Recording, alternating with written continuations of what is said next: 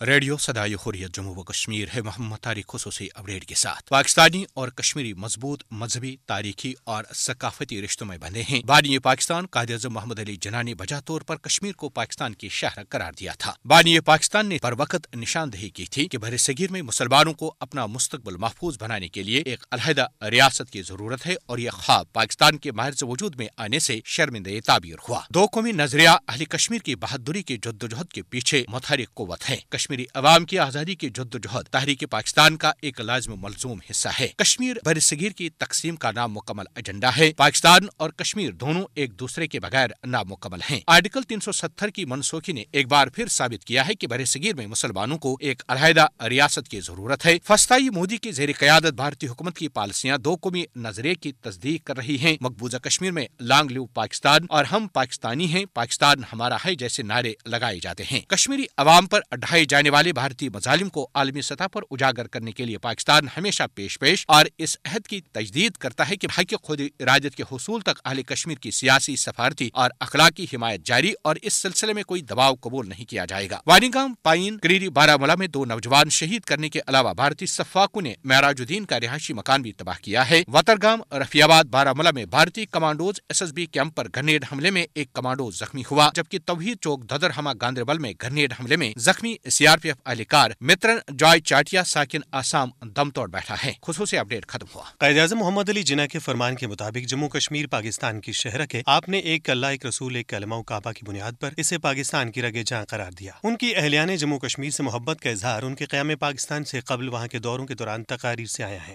26 جون 1944 کو پتھر مسجد سری نگر میں قائد اعظم نے اپنا فیصلہ صادر فرمایا۔ کشمیری مسلمان حقوق کی جد و جہد جاری رکھیں، اقلیتوں کی حمایت بھی حاصل کریں۔ چودھری غلام عباس اور میر وائز یوسف شاہ کو مخاطب کرتے ہوئے شہادت کی انگلی اٹھا کر کہا، غلام عباس، ہندوستان کے 10 کروڑ مسلمانوں کی ہمدردیاں تمہارے ساتھ، مسلم لیگ کی ہمدردیاں تمہارے ساتھ ہیں، اور میری ہمدردیاں تمہارے ساتھ ہیں۔ ایک اور موقع پر قائد نے فرمایا، آج میں یہ دیکھ کر بے حد خوش ہوا ہوں کہ جموں کشمیر کے شہریوں میں بیداری پیدا ہوئی ہے۔ میں آپ کی اس آزادی کی تحریک سے دلی ہمدردی اور احترام ظاہر کرتا ہوں۔ 1947 میں اس وقت کی کشمیری قیادت کے بعد بطل حریت سید علی گیلانی نے یہ علم اٹھایا۔